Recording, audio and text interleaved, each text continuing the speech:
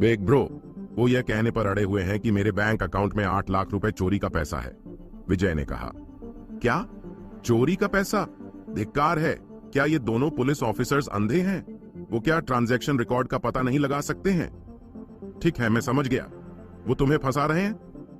प्रभास समझ गया था आखिर वहां हो क्या रहा है। घबराओ मत विजय, तुम उनके साथ मत जाओ, बस उन्हें अपना फोन दो, प्रभास ने कहा। विजय समझ गया, फिर फोन पुलिस ऑफिसर को दे दिया।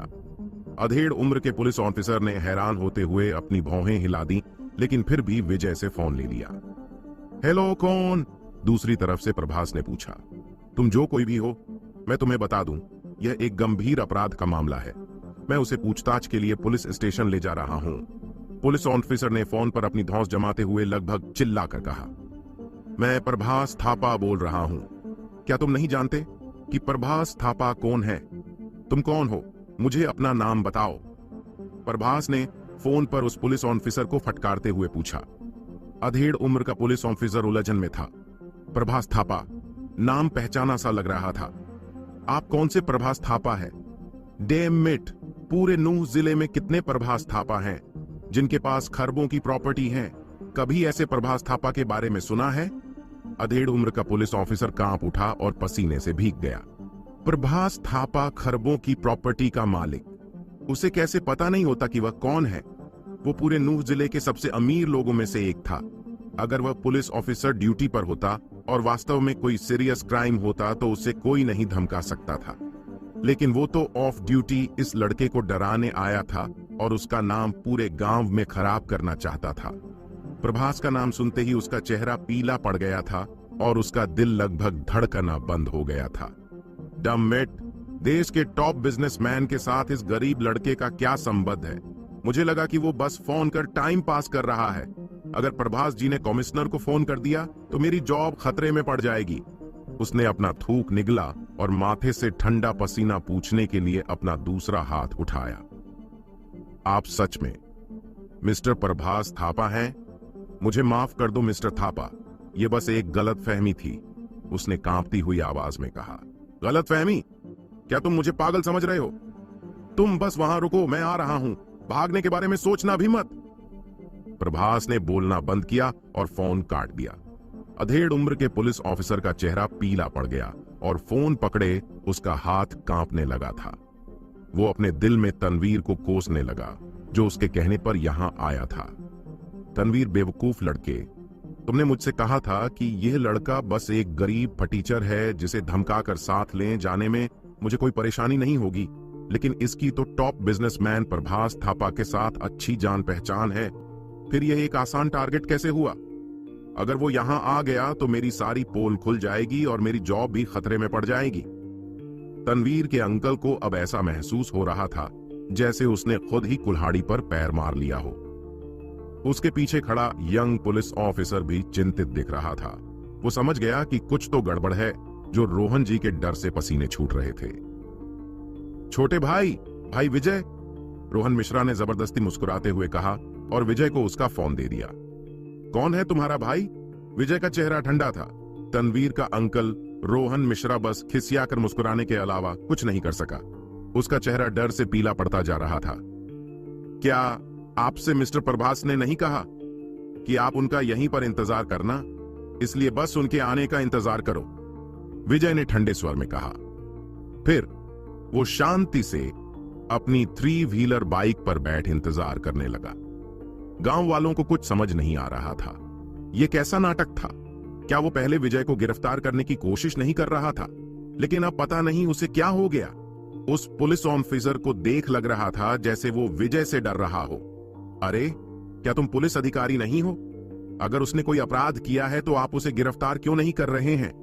उसकी चाची चिल्लाई। गिरफ्तार? मैं उसे तो नहीं, लेकिन तुम्हें गिरफ्तार कर लूंगा, रोहन मिश्रा ने घबराहट में विजय की चाची से चिल्लाते हुए कहा। उसकी चाची डर गई और अपना मुंह बंद कर लिया। जैसे जैसे समय बीतता गया, उनके आसपास की भीड़ बढ़ती गई। लगभग आधा गांव विजय के घर के सामने इकट्ठा हो गया और आपस में फुसफुसाकर बातें करते हुए आगे का तमाशा देखने का इंतजार करने लगे। लगभग 20 मिनट बाद उन्होंने गांव की एंट्रेंस पर कुछ शोर सुना। सबने मुड़कर देखा और देखा कि गांव की सड़क पर गाड़ियों का एक काफिला आ रहा था। काफिले की सभी कारें लग्जरी कारें थीं। मुख्य कार रोल्स रॉयस फैंटम थी। इसके पीछे मर्सिडीज बेंज और बीएमडब्ल्यू थीं। हर कोई इस नजारे को देख दंग था। वाह, ये कारें कितनी सुंदर हैं। उनमें से प्रत्येक की कीमत लाखों की होनी चाहिए। क्या लाखों की? लाखों की नहीं बल्कि करोड़ों की। आखिर इतनी महंगी गाड़ियां हमारे गांव में क्यों आ रही हैं? हमारे नगीना गांव में ऐसा कौन आ गया जिसकी वजह से यह सभी अमीर लोग यहां आ रहे हैं? सभी गांव वाले असमंजस में पड़ गए। नगीना गांव पहाड़ के किनारे एक छोटा सा गांव था। इस जगह पर शायद ही कभी कोई अजनबी आता था, लेकिन आज तो उन्होंने पहले एक पुलिस कार, फिर लग्जरी कारों का काफिला आते हुए देखा। यह सच में अजीब था। लग्जरी कारों का काफिला भीड़ के सामने वाली सड़क किनारे आकर रुका। सभी कारों के दरवाजे खुले और उनमें से कुछ लोग बाहर निकले। उनमें से प्रत्येक ने साफ सुथरे महंगे कपड़े पहने हुए थे और उनकी आभा उनकी अमीरी को दर्शा रही थी। लगभग पूरा नगीना गांव वहां इकट्ठा हो गया था। वाह, वो सभी बड़े लोग हैं। वो सब यहाँ क्यों हैं? मुझे क्या पता, शायद उन लोगों को यहाँ जमीन खरीदनी है और वो यहाँ एक कारखाना बनाना चाहते हैं। लोगों की फुसफुसाने की आवाजें और अधिक उत्तेजित हो गईं। वो विजय के साथ इस मुद्दे के बारे में लगभग भूल गए। उन्होंने कभी नहीं सोचा होगा कि ये दोनों घटनाएं एक दूसरे से जुड़ी भी हो सकती हैं। इस समय वो सभी अमीर आदमी विजय की ओर बढ़े और उसको ग्रीट करने लगे। हे विजय, परेशान मत हो, तुम्हारा बड़ा भाई प्रभास आ गया। संजय और शंकर को भी खबर मिली कि तुम किसी मुसीबत में हो, तो ये दोनों भी दौड़े दौड़े यहाँ चले आए। प्रभास ने बड़ी बड़ी चालों से उसकी ओर बढ़ते हुए कहा, चिंता मत करो विजय, तुम्हारे बड़े भाई तुम्हारे साथ खड़े हैं। डैमिट, मेरे छोटे भाई विजय के साथ खिलवाड़ करने की हिम्मत किसने की? मैं सुनिश्चित करूंगा कि उसे कहीं का नहीं छोड़ूं। मिस्टर संजय, मिस्टर शंकर और मिस्टर मोहन सभी प्रभास के पीछे थे। उनके साथ कुछ अनजान लोग भी थे जिन्हें विजय नहीं पहचानता था, लेकिन वो पहली नजर में बता सकता था कि वो भी शक्तिशाली अमीर आदमी थे। वो सभी लोग जल्दी से चलते हुए विजय के पास आकर खड़े हो गए। गांव के सभी लोग दंग रह गए। उन सभी के चेहरे पर घबराहट और हैरानी के भाव थे। ओह माय गॉड, क्या मेरी आंखें धोखा खा रही हैं? विजय इन सब लोगों को जानता है, ये कैसे हो सकता है? वो खुद को विजय का बड़ा भाई कह रहे हैं। गांव वालों की चीखने चिल्लाने की आवाज हर तरफ सुनाई दे रही थी। उसकी चाची वहां खड़ी थी, लेकिन उसके मुंह से एक शब्द नहीं निकल रहा था, जैसे उसने कोई मौन व्रत रख रखा हो। उसकी गोल आंखें फटी हुई थीं, उसका मुंह हैरानी से फटा हुआ था, चाहे उसमें कोई अंडा डाल दे। इस समय उसका दिमाग खाली था। क्या यह विजय एक बदमाश नाकारा लड़का नहीं है? क्या वो हमेशा से एक डिलीवरी बॉय नहीं था? वो इतने सारे अमीर लोगों से कैसे परिचित है? उसकी नजरों में विजय कचरे का एक बेकार टुकड़ा था। परिचित शायद गलत शब्द था। वो पहले से ही एक दूसरे को भाई कहकर बुलाते थे। उसकी चाची को थोड़ा चक्कर आने लगा। वह सोच रही थी कि क्या वो सपना देख रही है। दोनों पुलिस ऑफिसर्स भी आश्चर्यचकित थे। ये जितने भी आदमी थे, सभी के सभी प्रसिद्ध और सम्मानित लोग थे, जिन्हें किसी खास मौके पर ही साथ देखा जा सकता था। लेकिन वो आज सभी एक गांव में इकट्ठा थे और एक बच्चे के साथ खुलकर बातचीत कर रहे थे और यहां तक कि एक दूसरे को भाई भी कह रहे थे। तनवीर का अंकल रोहन मिश्रा ये देखने के लिए अपने चेहरे पर जोरदार थप्पड़ मारना चाहता था कि क्या वो कहीं कोई सपना तो नहीं देख रहा था, वरना ऐसा हास्यास्पद दृश्य कैसे देखा जा सकता था। उसका चेहरा पीला और पीला पड़ता जा रहा था। उसके पैर डर से कांप रहे थे। वो अब तक समझ चुका था कि उसका करियर अब बिल्कुल खत्म है। Big bro Prabhas, big bro Sanjay. Vijay ने एक एक करके उनको ग्रीट किया। थैंक्स जो आप लोग मेरी मदद करने के लिए यहां आए। अरे ये कोई बड़ी बात नहीं है। जो भी हमारे छोटे भाई को धमकाने की हिम्मत करेगा, उससे पहले हमारा सामना करना होगा। प्रभास ने छाती पर थप्पड़ मारते हुए गुस्से में कहा। उसने मुड़कर दोनों पुलिस ऑफिसर्स को गुस्से भरी नजरों से देखा। मुझे लगता है तुम दोनों में हिम्मत बहुत है, जो अपनी पोस्ट का फायदा उठाकर आम नागरिकों को परेशान कर रहे हो। और तुमने हमारे छोटे भाई को फंसाने की कोशिश की, जो एक बहुत अच्छा लड़का है। अगर तुमने उसके साथ कुछ भी गलत करने का सोचा, वो तुम्हारे लिए कतई भी अच्छा नहीं होगा। मैंने इस मामले के बारे में पूछने के लिए पहले ही कमिश्नर से फोन पर बात कर ली है। उन्होंने मुझे बताया विजय के खिलाफ ऐसा कोई केस दर्ज नहीं है। उसके बैंक अकाउंट में जो 8 लाख रुपए हैं वो हमने ही उसे दिए थे। अब यहाँ से दफा हो जाओ और अपने खिलाफ एक्शन के लिए तैयार हो जाओ।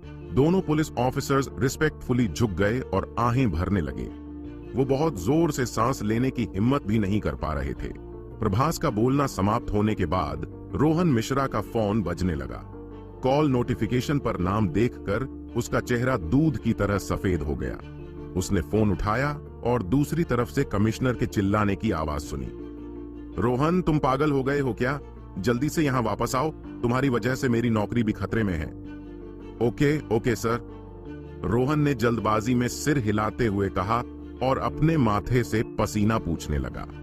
कमिश्नर के कॉल कट करने के बाद दोनों पुलिस ऑफिसर्स पुलिस कार में बैठ वहां से चुपचाप निकल गए। गांव वालों को अब एहसास हुआ कि क्या हो रहा था। ओ, तो विजय को फंसाया गया था। ये दोनों पुलिस ऑफिसर बुरे लोग थे। ओह, मुझे पहले से ही पता था। विजय एक अच्छा बच्चा है, कोई क्यों सोचेगा कि वह चोर है। उसे फंसाया जा रहा था। ओह, क्या तुम देख नहीं पा रहे? विजय पहले से बहुत ज्यादा बदल चुका है। वो कई बड़े बड़े लोगों को जानता है। नगीना गांव के लिए यह एक सम्मान की बात है। गांव वालों ने तुरंत अपनी आवाज बदल दी और विजय की तारीफों के पुल बांधने लगे। गांव वालों के मुंह से विजय की तारीफ सुन उसकी चाची का चेहरा पीला पड़ गया। उसे अच्छा नहीं लग रहा था। आखिर विजय अब तनवीर के साथ किया करने वाला था जो उसने यह गंदा खेल खेला था। क्या विजय की चाची और सभी गांव वालों का उसके लिए नजरिया बदलेगा? आखिर क्या होगा इस कहानी का अगला पड़ाव? जानने के लिए बने रहे हमारी कहानी के सुपर बिजनेसमैन के साथ सिर्फ ZA एक्सप्लेनर नोवेल पर। विजय हमेशा से उसकी चाची की नजरों में कचरे का एक बेकार टुकड़ा था।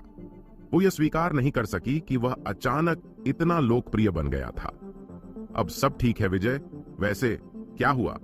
तुम्हें किसने फंसाया? प्रभास ने पूछा। ये सब मेरे एक पुराने क्लासमेट की करतूत है जिसका नाम तनवीर मिश्रा है। वो मेवात मॉडल स्कूल के प्रिंसिपल का बेटा है, विजय ने जवाब दिया। इसके बाद उसने उनके बीच किस बात को लेकर झगड़ा हुआ वो सब कुछ बताया। अच्छा, ऐसी बात है। ये तनवीर का बच्चा तो बहुत चालाक है।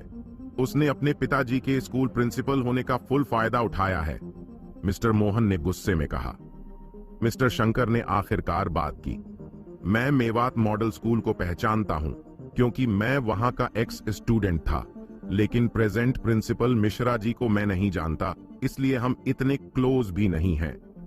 जैसा कि तुमने बताया, मुझे नहीं लगता वो प्रिंसिपल भी कोई अच्छा आदमी है। उस आदमी के काम करने का तरीका घटिया है और अफवाहों की माने तो वो वहां की गर्ल स्टूडेंट्स को भी परेशान करता है।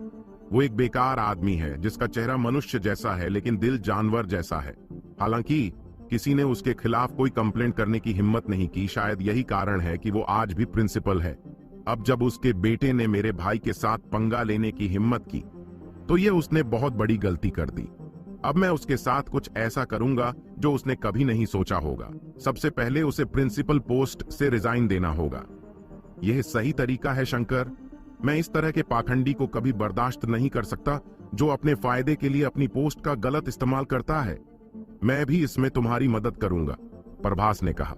मैं भी उसे सबक सिखाने में तुम्हारी मदद करूंगा, मिस्टर सोहम ने भी कहा। थैंक्स, जो आप सभी मेरी हेल्प करने आए, विजय ने ग्रेटफुली कहा। अरे विजय, मैंने तुमसे कितनी बार कहा है भाइयों के बीच कोई फॉर्मेलिटी नहीं होती। इधर आओ, मैं तुम्हें कुछ और दोस्तों से मिलवाता हूं, प्रभास ने कहा। उसने वहां उनमें से प्रत्येक का परिचय देते हुए नए चेहरों की ओर इशारा किया। मैंने तुम्हारे बारे में सुना है विजय। वो लोग आगे आए और मुस्कुराते हुए विजय से हाथ मिलाया। विजय, शायद अब तुम्हें यह घर छोड़ देना चाहिए। पता नहीं तुम अभी भी यहां क्यों हो। मैं तुम्हारे लिए इससे भी अच्छा घर खरीद कर दूंगा। प्रभास ने जब अपने सामने विजय के घर की खस्ता हालत देखी तो उसे अच्छा नहीं लगा कि विजय इस बेकार घर में रहता है।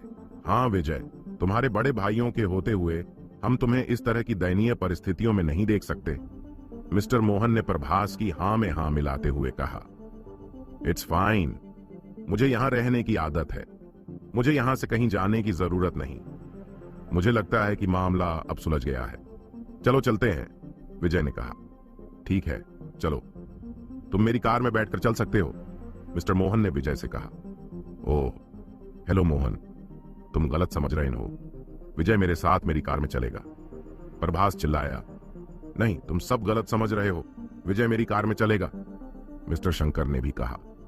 गांव वाले एक बार फिर दंग रह गए जब उन्होंने अमीर लोगों को इस बात पर बहस करते देखा कि विजय को कौन अपने साथ ले जाएगा। वो ये समझ नहीं पा रहे थे कि विजय जैसे गरीब लड़के के लिए यह सभी अमीर दिखने वाले आदमी आपस में क्यों झगड़ रहे थे। थैंक्स, आप लोगों को मेरी चिंता करने की कोई जरूरत नहीं, मेरे पास अपनी बाइक है, विजय ने खांसकर अपनी 3 व्हीलर बाइक की ओर इशारा करते हुए कहा। प्रभास और अन्य लोग यह देखकर हैरान रह गए। कुछ देर तक वो कुछ नहीं बोले। विजय लो प्रोफाइल रखना चाहता है, मिस्टर मोहन ने कहा। ओह, लो प्रोफाइल? अच्छा, तुम अपने टैलेंट का दिखावा नहीं करना चाहते? बाकी सभी मोहन की बात से सहमत हो गए। इसके बाद नगीना गांव में एक बहुत विचित्र नजारा दिखाई दिया। एक छोटी सी 3 व्हीलर बाइक पर एक सुंदर लड़का बैठा था जिसका चेहरा साफ था और उसने सफेद बटन डाउन शर्ट पहनी हुई थी। उसके पीछे लग्जरी कारों का एक काफिला चल रहा था। वहां भीड़ में इकट्ठा सभी गांव के लोग विजय को अलग नजरों से देख रहे थे। दोपहर में विजय औषधीय जड़ी बूटियों के बाजार में गया। इस बार उसकी शॉपिंग लिस्ट में 30 से अधिक जड़ी बूटियां थीं। डिवाइन बुक में सभी औषधीय जड़ी बूटियों के प्राचीन नाम थे। वर्तमान समय में सभी नाम बदल गए थे और उन्हें ढूंढना मुश्किल था। कुछ तो विलुप्त भी हो चुके थे। विजय ने कई बार बाजार का चक्कर लगाया, लेकिन फिर भी केवल 20 के आसपास ही जड़ी बूटियां ढूंढ पाया। किस्मत से उसे सभी जरूरी जड़ी बूटियां मिल गई थीं और जो नहीं मिली उनकी जगह उसने कोई दूसरी जड़ी बूटी खरीद ली जिनका उन्हीं के जैसा असर हो। सभी जड़ी बूटियों को इकट्ठा करने के बाद उसका थैला किनारे तक भर चुका था। वो औषधीय जड़ी बूटियों के बाजार से अपनी छोटी 3 व्हीलर बाइक पर बैठ गांव की ओर निकलने की तैयारी करने लगा। औषधीय जड़ी बूटियों के बाजार के बगल में एक पुरानी सड़क थी। जब विजय सड़क के किनारे से गुजरा तो उसने किसी के बुलाने की आवाज सुनी। छोटे भाई विजय। विजय हैरान रह गया। उसने सोचा कि उसने गलत सुना होगा। जब उसने पीछे मुड़कर यह देखने की कोशिश की आखिर कौन है, तो एक काली सेडान कार पास में रुक गई। उसकी एक विंडो खुली और एक सिर विंडो से बाहर निकला। वो बूढ़े महेंद्र प्रताप थे। बड़े भाई महेंद्र, आप? क्या संयोग है? विजय ने कहा। हाँ, क्या संयोग है? छोटे भाई विजय, क्या तुम अभी अभी औषधीय जड़ी बूटियों के बाजार से आए हो? महेंद्र जी ने पूछा। हाँ, बूढ़े महेंद्र जी मुस्कुराए, फिर थोड़ी देर सोचा और कहा, छोटे भाई, मैं तुमसे बहुत कम मिल पाता हूं, तो तुम मेरे साथ चलो और कुछ ज्ञान प्राप्त करो। विजय हिचकिचाने लगा। वो पहले तो मना करना चाहता था, लेकिन उसने इसके बारे में थोड़ा सोचा। महेंद्र जी का एंटीक बिजनेस था, तो उनसे अच्छा एंटीक सामानों के बारे में कोई नहीं जान सकता था। उनसे एंटीक्स की जानकारी लेने में कोई बुराई नहीं थी। वैसे भी विजय के पास करने के लिए कुछ नहीं था, तो उसने बूढ़े महेंद्र जी के साथ चलने की सोची। ठीक है, विजय ने सिर हिलाया और मान गया। फिर, छोटे भाई, मेरी कार का पीछा करो, हमें बस पास में ही जाना है, बूढ़े महेंद्र ने मुस्कुराते हुए कहा। उसके बाद कार धीरे धीरे आगे बढ़ी और पुरानी सड़क पर कुछ दूर जाकर रुक गई। बूढ़े महेंद्र प्रताप कार से बाहर निकले। उन्होंने एक पारंपरिक चीनी सूट पहना हुआ था। वो पहले से ज्यादा ऊर्जावान लग रहे थे। ड्राइवर सीट से एक आदमी बाहर निकला, जो लगभग 40 वर्ष की आयु का एक अधेड़ उम्र आदमी लग रहा था। यह मेरा बेटा है, प्रणव प्रताप। ये छोटा भाई विजय है, जिसका मैंने अभी थोड़ी देर पहले जिक्र किया था। महेंद्र जी ने उन दोनों को एक दूसरे से मिलवाया। अच्छा, तो तुम हो दिव्य डॉक्टर विजय? सॉरी, मेरे बिहेवियर के लिए मुझे माफ कर देना, प्रणव ने फिर अपने पापा की तरह ही उसे इज्जत देते हुए कहा। इट्स ओके, विजय ने तुरंत कहा। चलो छोटे भाई, महेंद्र जी ने आगे चलते हुए कहा। संयोग से आज एक ट्रेड फेयर है, मैं तुम्हें वो दिखाने के लिए लाना चाहता था। Trade fair? क्या यह कोई भूतिया बाजार है? बूढ़े महेंद्र हंस पड़े। नहीं, जब तुम वहां पहुंचोगे तो तुम देख लेना। विजय ने आगे कुछ नहीं बोला और महेंद्र जी के पीछे चलता रहा। वो पुरानी सड़क के बगल की एक शॉप में घुस गए। शॉप के अंदर से किसी ने बूढ़े महेंद्र को देखा और विनम्रता से उनका स्वागत किया। हेलो मिस्टर महेंद्र, बूढ़े महेंद्र ने सिर हिलाया और शॉप में अंदर चले गए। एक लंबे और घुमावदार गलियारे से गुजरने के बाद वो एक हॉल में पहुंचे। हॉल में हल्की रोशनी हो रही थी। कई टेबल्स दीवारों के बगल में सजी हुई थीं, जबकि कई स्टूल उनके बीच में रखी थीं। जब लोगों ने बूढ़े महेंद्र को हॉल में अंदर आते देखा तो वो सभी अपनी सीटों से खड़े हो गए और उनका स्वागत किया। इट्स ओके, बैठ जाओ, महेंद्र जी ने हाथ हिलाया। लोगों ने विजय को महेंद्र जी के पीछे खड़े देखा तो उन्होंने पूछा, मिस्टर महेंद्र, क्या आप आज एक स्टूडेंट लाए हैं? महेंद्र जी मुस्कुरा दिए। नहीं छोटे भाई, अभी इस बिजनेस में नहीं है, वो सिर्फ यहाँ कुछ जानकारी लेने आए हैं। ओ, आदमी ने जवाब दिया और कहीं और देखने लगा। चलो बैठते हैं। महेंद्र जी ने कुछ स्टूल उठाए और विजय को बैठने का इशारा किया। उसने एक पॉकेट घड़ी ली और उसे देखा, फिर कहा, यह बस शुरू होने वाला है। कई लोग हॉल में आए। वो सभी महंगे सूट में थे। उनमें सबसे आगे एक 50 की उम्र का दिखने वाला एक पतला आदमी था। उसके चेहरे पर एक पतली घुमावदार मूंछ थी और वो कुछ हद तक चूहे की तरह दिख रहा था। जब उसने हॉल में अंदर आने के बाद महेंद्र जी को देखा तो उसने कहा, अरे तुम यहां हो महेंद्र? महेंद्र जी ने गुस्से भरी लेकिन थोड़ी धीमी आवाज में कहा, युवराज ठाकुर। ऐसा लग रहा था कि इस आदमी का उन पर अच्छा प्रभाव नहीं था। कृपया आज हमें अपना ज्ञान दिखाए मिस्टर महेंद्र। भले ही युवराज ठाकुर ने ऐसा कहा था, लेकिन उसकी आवाज मजाक से भरी हुई थी और उसमें सम्मान का कोई संकेत नहीं था। विजय ने भी इस पर ध्यान दिया। वो समझ गया कि जरूर यह दोनों बिजनेस राइवल्स होंगे। बड़े भाई, ये आदमी कौन है? विजय ने धीमी में आवाज में मिस्टर पर्णव से पूछा। उसका नाम युवराज है और पूरा नाम युवराज ठाकुर है। उसकी एंटीक शॉप पिछले 10 सालों से हमारी सबसे बड़ी कंपटीटर रही है, पर्णव ने जवाब दिया। विजय ने सब समझते हुए सिर हिलाया। कुछ देर बाद हॉल की एक सीलिंग लाइट जली। इसके बाद वहां कुछ काले कपड़े पहने लोग एक कतार में आए, जिन्होंने काले कपड़े से ढके हुए कुछ आइटम्स को पकड़ा हुआ था। उन्होंने सभी आइटम्स को टेबल्स पर रखा जो हॉल में चारों ओर थी। यह शुरू होने जा रहा है, महेंद्र जी ने कहा। जब सभी आइटम्स टेबल्स पर रख दिए गए तो उन लोगों ने काले कपड़े को हटा दिया और सभी आइटम्स को रिवील किया। वो सभी आइटम एंटीक वस्तुएं थी, जैसे टेराकोटा की आकृतियां, पेंटिंग्स और जेड नक्काशी। कुल 25 एंटीक आइटम्स थे। कुछ आइटम प्राचीन वस्तुएं लग रही थी, उनमें से कुछ पर अभी भी गंदगी थी, जैसे कि हाल ही में उनको खोजा गया हो।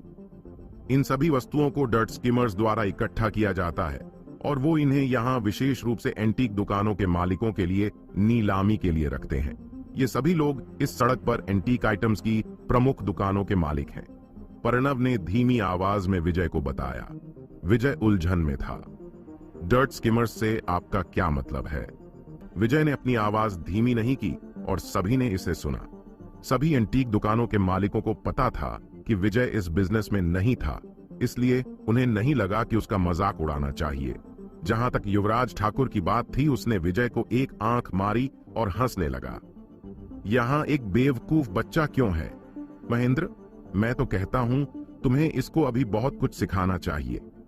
महेंद्र जी का चेहरा भावहीन थी, लेकिन उन्हें युवराज से बहस करना जरूरी नहीं लगा, इसलिए उन्होंने कुछ जवाब नहीं दिया।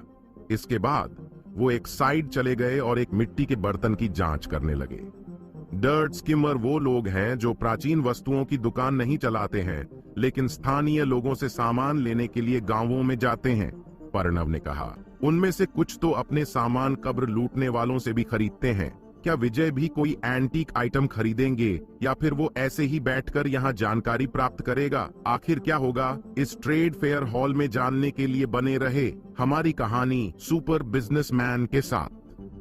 जानने के लिए बने रहे हमारी कहानी के सुपर बिजनेसमैन के साथ सिर्फ ZA एक्सप्लेनर नोवेल पर।